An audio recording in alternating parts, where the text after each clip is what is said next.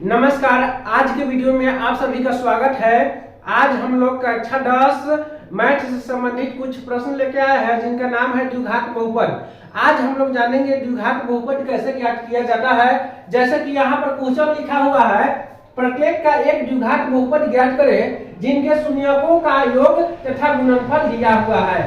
प्रत्येक का एक द्विघात बहुपद ज्ञात करें जिनके शून्यकों का योग तथा गुणनफल दिया है। पहला नंबर क्वेश्चन है 0,√5, दूसरा है -3,2 और तीसरा है -1/4,1/4। तो सबसे पहले हम लोग पहला नंबर क्वेश्चन हल करेंगे। यह तीनों क्वेश्चन देखने के बाद आप लोगों को इस तरह का कोई भी सवाल हल करने आ जाएगा। तो चलिए हम लोग पहला नंबर क्वेश्चन देख लेते हैं। यहाँ पर सबसे पहले लिखेंगे हल और पहला नंबर जो क्वेश्चन है उसे उतार लेते हैं। देखिए यहाँ पर मान लेना है, माना कि अल्फा प्लस बीटा बराबर पहला जो अंक है 0 उसे लिख लेते हैं, तथा अल्फा इंटू बीटा बराबर जो दूसरा अंक है √5 उसे लिख लेते हैं।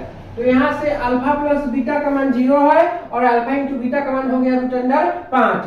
द्विघात बहुपद बराबर आप लोग सूत्र जानते हैं, द्विघात बहुपद बराबर जो फॉर्मूला होता है उसे लिख लेंगे। द्विघात बहुपद बराबर जो फॉर्मूला होता है x² minus alpha plus beta into x plus alpha into beta. और लिखने के बाद इस पर हम लोग सजा देते हैं, बराबर के नीचे बराबर देंगे, x² है तो x² minus alpha plus beta का मान कितना है 0 है, तो यहाँ पे कोष्ठ में 0 लिख सकते हैं, x का x उतारेंगे प्लस अल्फा इंटू बीटा का मान कितना है √5, तो यहाँ पर √5 लिख लिए। चलिए आगे बढ़ते हैं। x² माइनस 0 से x में गुना हो जाएगा क्या, क्योंकि यहाँ पर ब्रैकेट लगा हुआ है, ब्रैकेट का मतलब गुना ही होता है, इंटू होता है। तो 0 से x में गुना करेंगे तो आप लोग जानते हैं कि किसी भी संख्या में 0 से गुना करने पर 0 ही होता है। तो यहाँ पर 0 से x में गुना करेंगे तो 0 ही हो जाएगा, प्लस के यहाँ पर √5। तो यहाँ से 0 का नो वैल्यू x² प्लस √5। तो यह हो गया हमारा द्विघात बहुपद। यह रहा पहला नंबर क्वेश्चन। अब हम लोग इसी तरह से दूसरा नंबर क्वेश्चन देखते हैं। तो इसे हम फिलहाल निकाल लेते हैं, इसे आप स्क्रीनशॉट ले सकते हैं। चलिए तो अब हम लोग दूसरा नंबर क्वेश्चन देखेंगे। दूसरा नंबर क्वेश्चन अब हम लोग यहाँ पर करने जा रहे हैं, क्वेश्चन नंबर 2। यहाँ से हल लिख लेते हैं और फिर से उसी तरह करना है। माना कि पहले हल लिखकर जो क्वेश्चन है उसे उतार लेते हैं, -3,2 और यहाँ पर लिखते हैं माना कि अल्फा प्लस बीटा बराबर -3 तथा अल्फा इंटू बीटा बराबर 2। और फिर से फॉर्मूला लगा देते हैं, द्विघात बहुपद बराबर यहाँ पर हो जाएगा x² minus alpha plus beta into x plus alpha into beta. चलिए अब हम लोग बराबर है तो बराबर दे देते हैं, x² है तो x² minus alpha plus beta का मान कितना है -3। तो यहाँ पर कोष्ठ में -3 लिखते हैं, यहाँ पर x है तो x प्लस है तो प्लस, अल्फा इंटू बीटा का मान कितना है 2 है तो 2 लिख लिए। फिर से आगे बढ़ते हैं, x², देखिए यहाँ पर भी माइनस है और यहाँ पर भी माइनस है, तो माइनस माइनस हो जाएगा प्लस, और 3 से x में गुना करेंगे तो हो जाएगा 3x और प्लस का 2, यह बन गया। चलिए अब हम लोग लास्ट तीसरा नंबर क्वेश्चन देखेंगे, वह बाटा वाला है। तो बाटा वाला क्वेश्चन देखेंगे कि कैसे हल किया जाता है। यह रहा दूसरा नंबर क्वेश्चन का आंसर। उसी प्रकार अब हम लोग तीसरा नंबर क्वेश्चन की तरफ चलते हैं।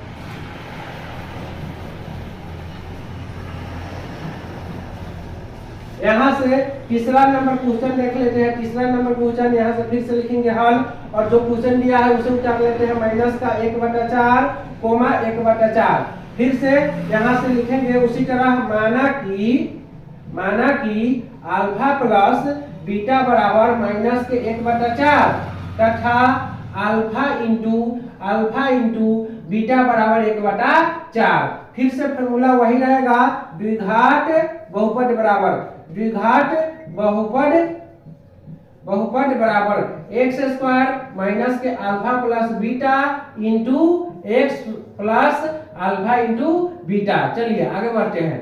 बराबर है तो बराबर एक्स का एक्स ही रहने देंगे, x square minus alpha plus beta का मान कितना है माइनस के 1/4। तो यहाँ से लिख लेते हैं माइनस के 1/4। यहाँ पे एक्स है तो एक्स प्लस है प्लस अल्फा इंटू बीटा का मान कितना है 1/4। देखिए एक नंबर को और 2 नंबर वह बाटा वाला नहीं था, वह सिंपल था, लेकिन 3 नंबर जो है वह बाटा वाला है। तो इसे थोड़ा अच्छा से समझ लीजिए। आगे बढ़ते हैं।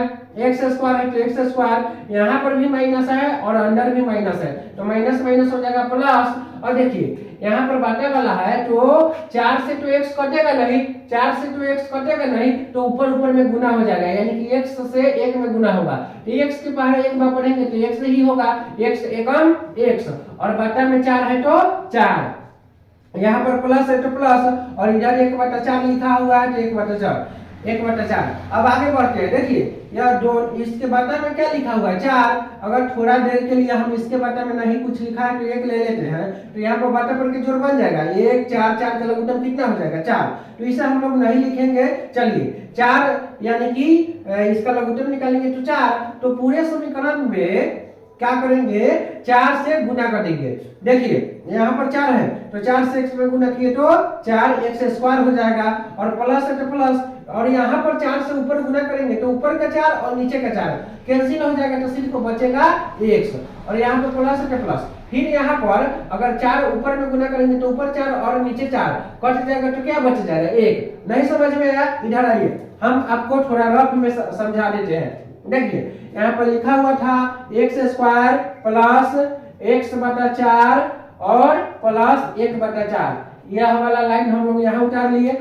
चलिए यहाँ पर नहीं कुछ लिखा है तो 1 लिख दिए। 1 4 4 का लघुत्तम कितना होगा 4, तो पूरे समीकरण में 4 से गुना करेंगे, यानी कि इस जगह भी 4 से, इस जगह भी 4 से, और इस जगह भी 4 से। तो देखिए यहाँ पर 1 से अगर 4 कटाते हैं तो 4 मतलब में कटेगा, तो इसे कटाने का कोई भी फायदा नहीं हुआ, तो यानी कि 4 से x में गुना हो जाएगा, डायरेक्ट 4x स्क्वायर हो गया। यहाँ पर प्लस है तो प्लस, देखिए इस 4 से तो यह 4 कट गया, तो क्या बचेगा x। फिर यहाँ पर प्लस है तो प्लस, इस 4 से इस 4 को कटा सकते हैं हम लोग, तो क्या बच गया 1। यही ना है, यही तो है 4x square plus x plus 1, 4x square plus x plus 1। तो अगर बाटा वाला रहे तो ऐसे करना है, जैसे कि हम आपको ऐसे समझाए है कि इस तरह से होता है, तो यहाँ पे नहीं किया जाता है, डायरेक्ट दिमाग में ही कर लिया जाता है, ठीक है। क्योंकि जो यह क्वेश्चन है यह पहला दूसरा क्लास के लिए नहीं है, यह कक्षा 10 के छात्र छात्राओं के लिए है। तो कक्षा 10 में पढ़ने वाले बच्चों का दिमाग तेज तो होना ही चाहिए। जिस तरह से यहाँ पर हमने किया है, यह रफ में करके आपको समझा दिया है, और यहाँ पर आप लोग इस तरह से हिसाब बनाएंगे, यहाँ पर काटकूट नहीं कीजिएगा, उसे देखने में खराब लगेगा। तो हमें उम्मीद है कि द्विघात बहुपद निकालने आप लोगों को आ चुका होगा। अगर नहीं समझ में आया तो फिर से एक बार वीडियो को देखिए अच्छे ढंग से, और कॉपी पर एक बार नोट कीजिए। और इस तरह के जो क्वेश्चन है वह आपके मैथ के बुक में दिया हुआ है, इसके अलावा और भी जो क्वेश्चन है उसे सॉल्व करने की कोशिश कीजिए, आपको निश्चित है कि यह मैथ बनाने आ जाएगा। तब तक के लिए धन्यवाद, मिलते हैं अगले वीडियो में। जय हिंद, जय भारत।